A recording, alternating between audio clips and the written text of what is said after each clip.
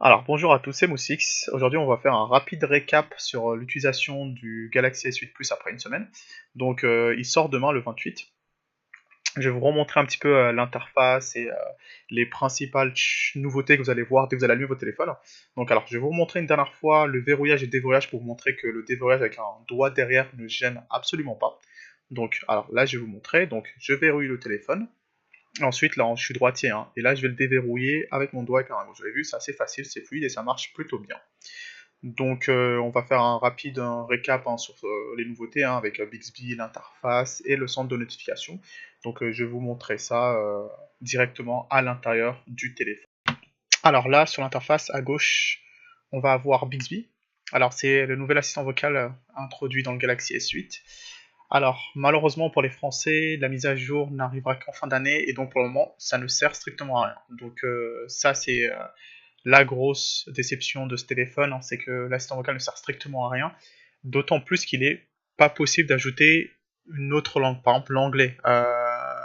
Ça c'est étrange, puisque normalement, même si le français n'est pas disponible, on devrait pouvoir ajouter d'autres langues. Par exemple, ici, si je vais dans Google Now, j'ai ajouté l'anglais et le français, ce qui fait que je peux utiliser l'assistant vocal en français ou en anglais assez facilement sans problème. Donc je ne comprends pas pourquoi en attendant pour qu'on puisse au moins l'essayer ou pour que certaines personnes puissent l'utiliser, la version anglaise ne soit pas disponible. Alors c'est peut-être moi qui n'ai pas trouvé, mais honnêtement j'ai regardé, j'ai pas trouvé.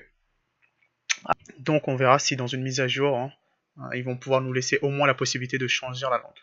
Donc deuxième chose que je voulais montrer, c'est le centre de notification. Donc quand c'est bleu en haut, vous voyez, hein, c'est-à-dire que c'est activé, et quand c'est gris, c'est que ça ne l'est pas. Alors c'est simplifié, et dès qu'on touche sur la partie noire en bas, on peut avoir des menus supplémentaires, donc plus détaillés. Ça c'est vraiment pas mal, ça permet de simplifier grandement les choses. Par exemple dans le Wi-Fi, on appuie sur la partie noire pour avoir les Wi-Fi autour de nous. Alors, ensuite, maintenant on va aller voir des paramètres. Donc dans les paramètres, hein, l'interface a été épurée. C'est beaucoup plus clean, c'est simple, hein, c'est dans la suite, dans la continuité de ce qu'ils avaient déjà commencé avec le S6, le S7 et même sur le Note. Donc c'est devenu beaucoup plus clair. Il n'y a pas grand chose à dire, hein, sur les paramètres. C'est comme d'habitude, hein, c'est juste qu'ils ont un petit peu, comme j'ai dit, hein, ils ont encore, comme ils ont changé à TouchWiz, ils l'ont appelé Samsung Experience maintenant, bah ils ont épuré les choses et je trouve que c'est beaucoup plus clean et c'est meilleur qu'avant. Voilà. Alors maintenant les notifications ont été améliorées aussi, donc vous pouvez le voir, hein, sur le dossier, au lieu de monter sur le centre de notification ici, on peut directement voir sur le dossier que j'ai deux notifications dans les réseaux sociaux. Et si je vais à l'intérieur du dossier des réseaux sociaux, je peux voir que ça vient de Snapchat avec deux snaps qui ont été reçus. Pareil, en bas avec les messages, j'ai deux messages qui ont été reçus. Donc dans Snapchat, deux messages, ça évite de monter sur le volet de notification comme avant. Ça va beaucoup plus vite parce que ça permet en fait d'identifier, par exemple, comme moi on utilise pas mal de dossiers, ça permet de les identifier directement et de savoir dans quel dossier est l'application qu'on a reçu la notification. Donc ça c'est un plus, ça vient d'iOS, donc c'est pas mal.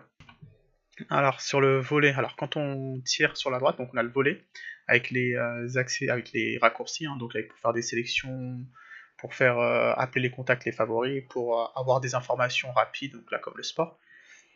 Ça existait déjà avant sur le S6, le S7, toutes les Edge, à partir du Note, dès qu'ils ont fait la partie Edge, ils avaient déjà introduit ce petit volet. Alors là, ils ont apporté quelques améliorations, mais pour le moment, en fait, pareil, il y a une petite déception à ce niveau-là, c'est qu'il n'y a pas énormément d'applications qui en tirent réellement parti. Ça peut servir de temps en temps, par exemple, pour certains outils, la lampe, je m'en sers par exemple pour accéder à la lampe, ou des choses comme ça. C'est personnalisable, mais pour l'instant, c'est assez pauvre en termes d'applications qui soient compatibles. Donc en attendant que des éditeurs tiers développent des applications qui pourront en tirer parti, ça sert. Voilà, c'est assez limité en termes d'usage. Alors ça c'était des petites choses au niveau de l'interface en général, hein. Après il manque comme la chose la plus importante, c'est comment accéder à toutes les applications. Donc il suffit en fait de toucher l'écran de haut vers le bas et on accède aux toutes les applications, et de gauche en bas pour repartir. Donc de haut en bas pour accéder aux applications, et là après c'est gauche-droite pour voir toutes les applications qui sont sur le téléphone. Donc au lieu d'avoir un espèce de bouton entre les 4 boutons de base qu'on a sur le menu principal, on se retrouve avec cette gestuelle du doigt, qui est assez pratique, on s'y fait assez vite. Pour le moins, ça ne change pas grand chose, mais on s'y fait assez vite, hein, donc ça marche plutôt bien. Alors, petite chose aussi, c'est accéder au raccourci en touchant, en effleurant le capteur d'empreinte, comme là. Donc en infleurant le capteur du haut vers le bas, je descends le volet de notification, et de bas en haut, je le remonte le volet de notification. Ça s'active par contre dans les paramètres, mais c'est pas mal quand on tient son téléphone à une main. Pareil, ici, si je touche le coin bas droit vers le haut, je peux passer en mode une main aussi et utiliser le téléphone. Alors, ça existe dans d'autres téléphones, mais là c'est pas mal, hein. Ça permet, par exemple, quand on tient son téléphone à une main et qu'on ne veut pas faire une petite gymnastique pour monter son téléphone, on peut, voilà, toucher le coin inférieur droit, monter vers le haut pour pouvoir accéder au mode une main. Voilà, donc avec les volets de notification, la façon de le gérer, l'accès aux fichiers, l'accès aux dossiers, tous les petits volets, etc., permet d'avoir le téléphone facilement, l'utiliser facilement d'une main. Voilà, globalement, le téléphone est très bon, très fluide, fonctionne très bien. Un petit mot sur l'autonomie. Sur la semaine que j'ai pu, alors sur la semaine, hein, j'ai pu avoir une autonomie de 2 jours parfois, mais en moyenne, c'est une journée et demie. J'allais dire 1 heure et demie, c'est une journée et demie. Donc, même au niveau de l'autonomie, il est très très bon. Alors, donc, si demain, vous devez l'acheter demain, il faut le faire sans aucune hésitation. Alors, sur les prochaines vidéos, on essaiera de reprendre les épisodes sur Windows au niveau de la sécurité et comment renforcer la sécurité sur Windows. N'hésitez pas à regarder les vidéos sur la chaîne sur Windows 10. Ensuite, on essaiera de faire des épisodes sur certaines applications assez sympas sous Android. Merci d'avoir regardé cette vidéo. N'hésitez pas à poster des commentaires si vous avez des suggestions d'amélioration ou autre, ou un petit like ou un dislike si vous n'aimez pas la vidéo. Merci à tous, au revoir.